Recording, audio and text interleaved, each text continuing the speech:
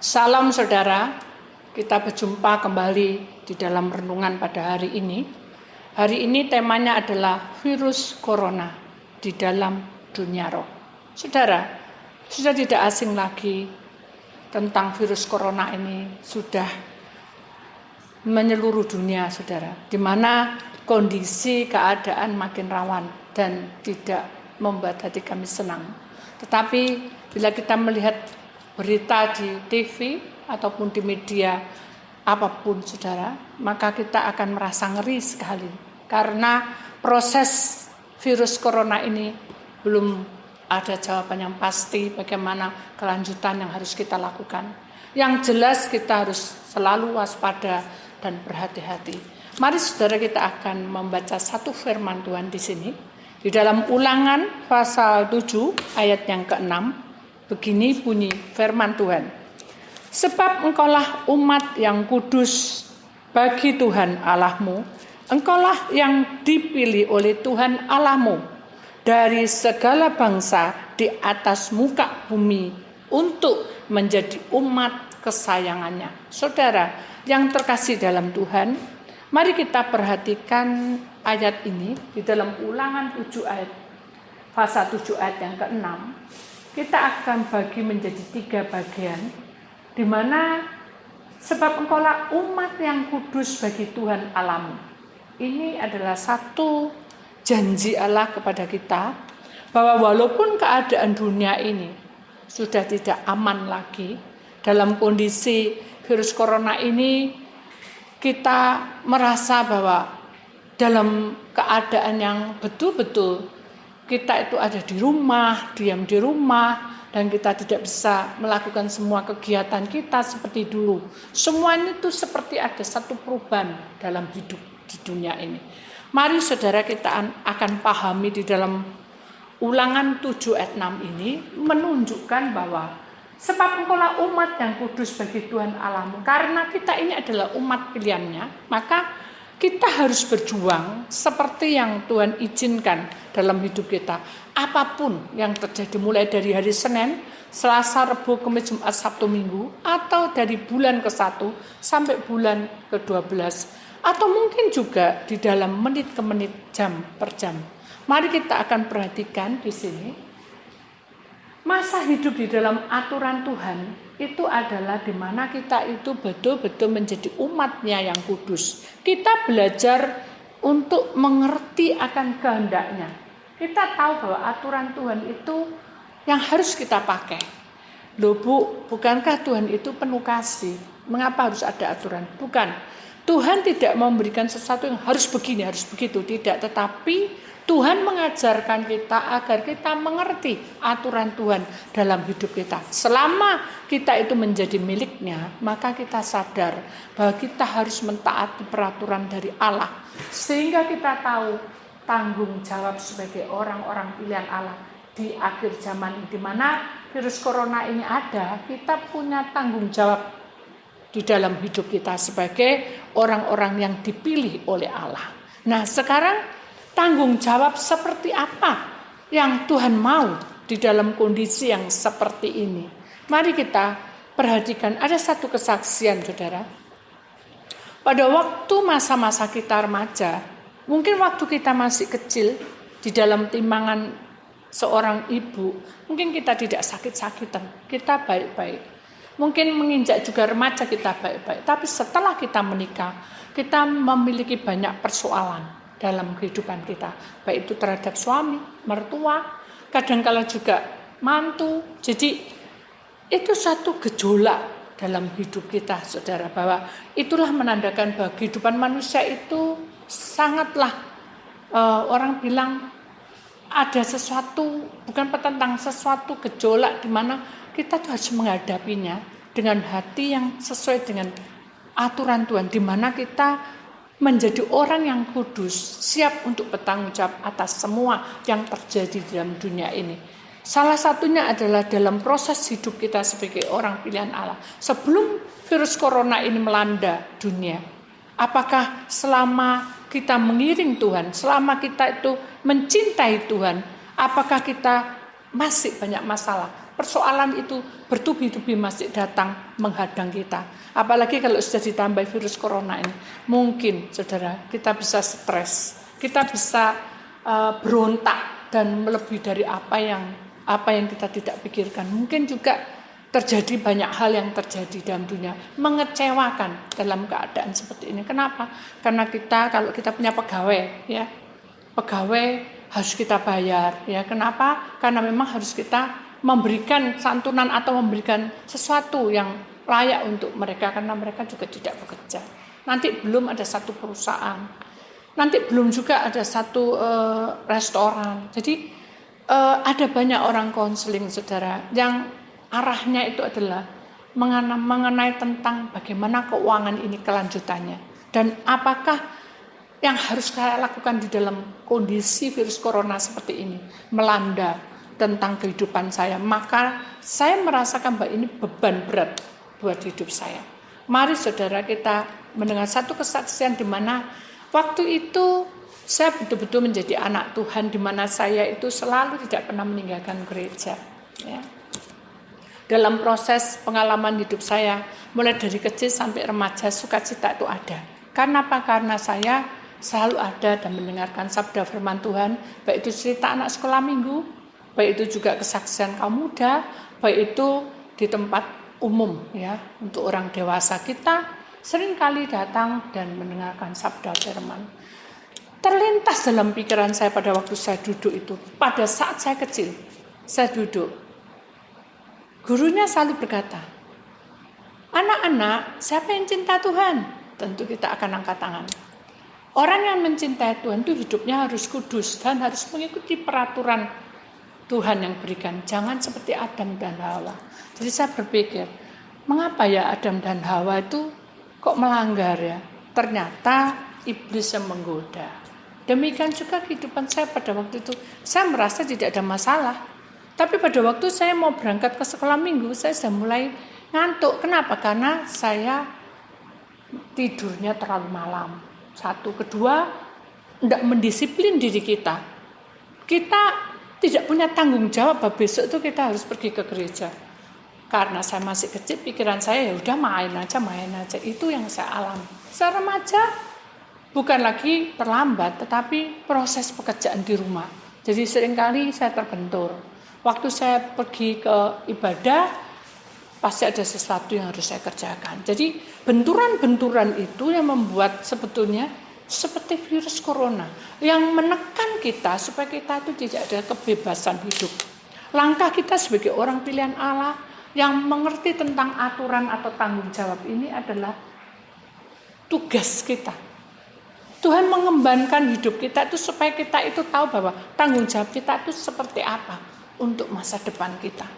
Demikian juga langkah kita pada waktu itu, langkah saya merasa bahwa tidak ada masalah.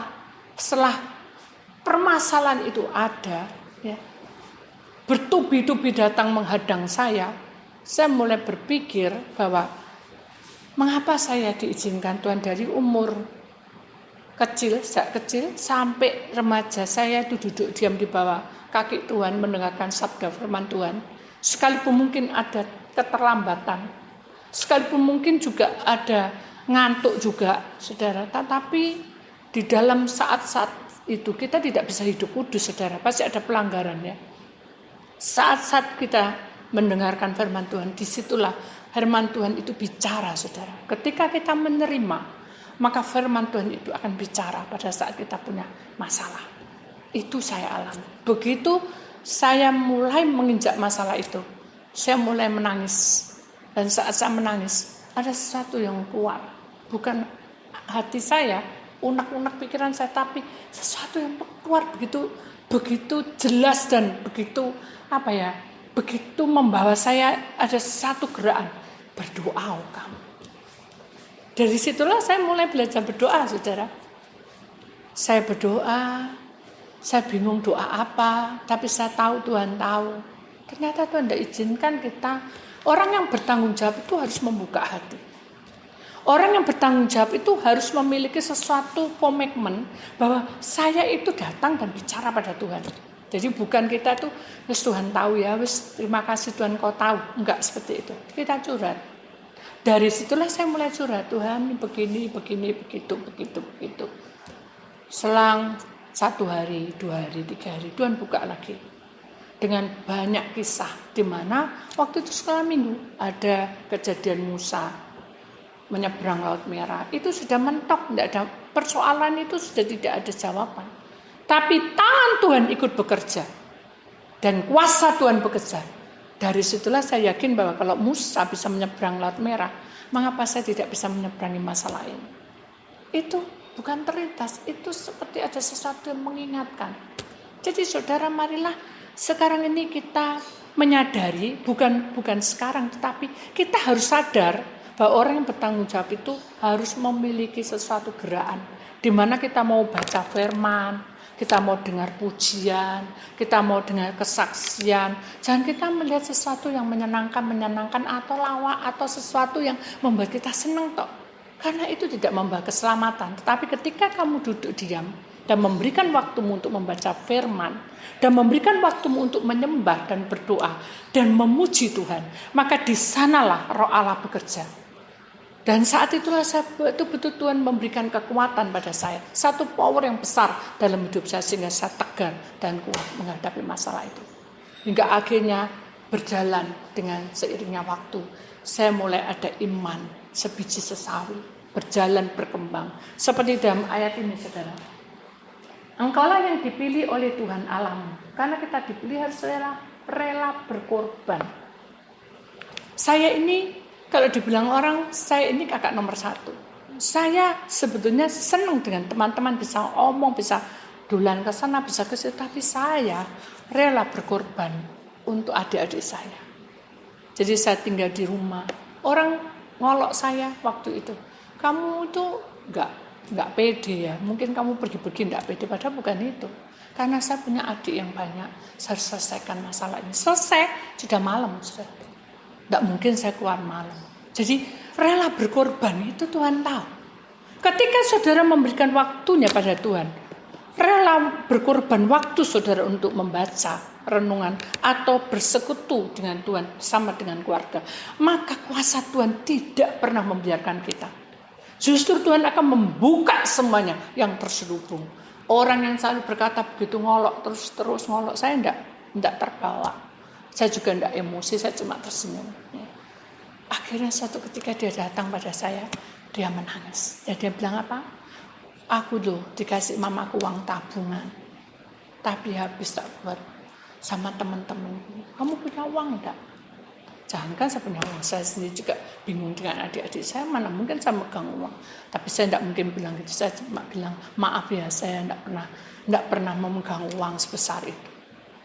Akhirnya dia menangis, apa yang harus saya lakukan? Apakah aku harus lari meninggalkan orang tuamu? Jangan. Kamu harus berdoa. Dengan berdoa itu, kita doa saja. Dengan berdoa itu lama-lama, dengan seiringnya waktu, seminggu kemudian dia datang, senyum-senyum dan dia berkata, Tuhanmu itu baik. Katanya. Tuhanmu juga Tuhanku. Tuhanku juga Tuhanmu. Saya bilang gitu. Mulai sekarang karena Tuhan sudah menolong kamu juga harus lebih setia. Jangan menunggu nanti ada masalah kamu datang. Saya bilang gitu. Jadi mulai dari kecil, saya itu seperti Tuhan itu memberikan banyak nasihat lewat orang-orang dan teman-teman saya. Itu satu mujizat. Karena saya itu pendiam, bisa saya bicara, itu adalah anugerah. Tuhan memberikan kuasa dalam hidup manusia itu berbagai macam cara. Jadi saudara jangan khawatir, semuanya itu harus siap untuk kita lalui dengan rela berkorban. Kemudian kita lihat dari segala bangsa di atas muka bumi untuk menjadi umat kesayangannya mau melayani. Saudara, kalau kita lihat di YouTube, lihat di manapun di media apapun, bahkan di TV sekalipun, namanya orang melayani untuk memberi pengobatan pada orang-orang yang kena virus corona itu sangat mengerikan, saudara. Dia harus memakai tutupannya. Dan itu pun tidak bisa makan dan tidak bisa minum. Dari situlah saya terlintas, Tuhan, Kau baik. Kau gerakan orang-orang itu. Bahkan dokter pun rela. Rela untuk berkorban. Rela untuk mau melayani dengan tulus, saudara. Orang yang untuk mau melayani, bukan melayani, mau. Mau ini adalah gerakan dari isi hati kita. Mau melayani, bukan melayani tok. Mau melayani. Berarti ada satu gerakan untuk mau. Mau rela untuk melayani. Dari pagi sampai malam. Saya bersyukur Tuhan sudah gerakan orang-orang itu. Sering kita doakan. Apa salahnya saudara pada waktu kita melihat itu kita tumpang tangan. Kita belajar mendoakan satu dengan yang lain. Oh itu siga nama, doa nama. Kekuatan Tuhan itu akan melingkupi kita di saat kita itu bersekutu dengannya. Dan kuasa Tuhan itu tidak pernah berubah ketika kita memanggil namanya. Jadi mari kita imani bahwa walaupun dalam kondisi seperti ini, ya virus corona ini belum terselesaikan, tapi kita harus mengimaninya, ya bahwa kalau kita mau melayani dengan sungguh-sungguh, siapapun dan apapun yang kita jumpai, mari kita belajar untuk berdoa dan mendoakan. Kenapa? Karena di dalam firman Tuhan katakan, rahasia mencintai Tuhan itu adalah melakukan kehendak-Nya untuk menjadi miliknya. Apa itu? Pertama-tama, menyenangkan hati Tuhan. Orang yang menyenangkan hati Tuhan itu selalu membuka hatinya untuk pelayanan. Orang yang melayani Tuhan itu juga harus rela berkorban. Jadi semuanya ini saling berkaitan. Kita tidak bisa ambil salah satu. Saling memerlukan satu dengan yang lainnya. Satu ikatan yang tidak bisa terlepas. Mari kita menyadari bahwa inilah di mana kita harus berjuang. Kenapa? Karena kalau kita tidak berjuang, maka kuasa kegelapan itu, penyakit itu, virus corona itu akan menggerogoti hidup manusia di muka bumi ini. Marilah kita kembalikan iman kita itu untuk pulih bersama dengan Tuhan. Ada satu kesaksian lagi, saudara. Sebelum saya tutup, saudara. Saya sering ke Bait Allah, ya. Saat saya datang, waktu itu saya sudah menikah dan memiliki anak satu, saudara. Saya menjaga di depan pintu gereja dan saya duduk karena menyuapin anak saya. Entah di mana kenanya, ya. Saya pulang dari gereja, saya merasa bahwa di punggung saya ini ada seperti gatal sekali. Saya pikir kena nyamuk, saya kasih minyak kayu putih. Kok enggak mempan, saya kasih seperti pedes-pedes itu pakpung ya, tak kasih juga enggak mempan, basem enggak mempan semua. Karena saya malam, jadi saya garuk-garuk panas. Besoknya saya waktu buka ini bagian pinggang, saya kaget tuh, kok berbintik-bintik kecil, saya enggak tahu kalau itu herpes, saudara. Saya pikir kok bisa ya di gereja kok ada itu. Tapi roh Allah kajano desi tamanya. Bukankah gereja ini untuk semua orang? Loh kenapa ya kok bisa sampai ada ada herpes ya? Kok bisa ya? Nah, karena kita ini sudah satu rahasia. Karena kita tanggung jawab belajar, saudara, belajar bertanggung jawab, belajar rela berkorban, belajar mau melayani, belajar untuk menjadi miliknya atas kehendaknya, melakukan kehendaknya, belajar untuk menyenangkan hati Tuhan, Tuhan akan menyenangkan hati kita. Pada waktu saya berdoa, Tuhan tunjukin satu gereja yang di mana saya tinggal, waktu itu saya ada. Sebelum saya duduk di situ, ada seorang, maaf saudara, orang di pinggir-pinggir jalan itu, yang pakai batok kelapa, yang kelapa yang sudah disuruh, kan dibuang batoknya, dipakai itu dimakan. Ternyata itu korengan putisen semua. Nah, duduk di tempat saya duduk di situ. Setelah itu berjam-jam dia di situ. Dia menangis, dia mendengarkan pujian itu menangis. Dan akhirnya dia lari. Karena maaf orang gila jadi dia lari-lari. Terus saya bingung. Kenapa Tuhan tunjukin seperti ini? Saya tanya Tuhan, apa yang saya lakukan? Bukan berarti, hei kamu begini. Enggak. Saya 1 hari enggak tahu jawabannya. 2 hari enggak tahu jawabannya. Ketiga saya puasa, saudara. Pune pada nama hidup penamu. Kalau kamu sudah begini ini, apa yang kamu lakukan? Saya ingat-ingat apa ya penglihatan saya tadi itu kemarin yang 3 hari yang lalu. Itu tadi diingat lagi, diulang lagi. Ada orang yang pakai batok ya, yang sudah tidak karu-karuan, gimbal semua. Dia di situ orang nunggu disen. Saya suruh mendoakan harusnya. Saya harus berdoa. Mendoakan Tuhan, ya sudah. Doakan. Kalau logika, wah aku gak kenal kok. Apa pedulinya aku gak tahu orang itu siapa, dari mana, malah bikin aku sakit. Sekarang pinggangku kena. Saya gak tahu kalau itu herpes, saudara. Akhirnya saya berdoa, Tuhan tak serana orang itu. Tutup bungkus dengan darahmu. Saya gak tahu, saya serana karena Tuhan yang suruh, saya ikuti. Tuhan, hanya kehendak-Mu. Beri perlindungan dan beri pemulihan, kesembuhan. Udah toh? Amin. Dan tidak ada ceritanya. Sekarang cerita tentang yang di pinggang saya itu. Akhirnya ke dokter. Dokter bilang, Bu, ini tidak ada obatnya. Pada waktu itu salep tidak ada, belum ada. Ini tidak ada obatnya. Jadi ibu mesti harus kasih antibiotik, kasih apa gitu. Pokoknya berusaha untuk kasih, tidak mempan semua. Malah merantak gitu. Aduh, saya ketakutan, Tuhan, ya apa Tuhan? Saya punya bayi lagi, takut ketularan. Secara logika saya sudah tidak mampu untuk nangani herpes ini. Namanya herpes ini kuman, ada satu virus yang tinggal dalam kulit manusia. Aduh, ya apa Tuhan, tak serana. Sudah bingung saya, pakai air panas melonyo, jadi tambah tidak karu-karuan. Akhirnya saya berdoa, Tuhan tak serana, saya tidak boleh stres. Jadi gini saudara, orang kalau menghadapi virus corona, yang penting tidak boleh stres. Ya, itu peran penting.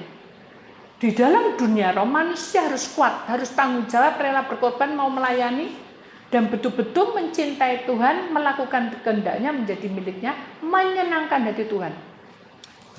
Pasti Tuhan akan jawab. Saat itu saya diam, saya sudah tidak bisa tidur.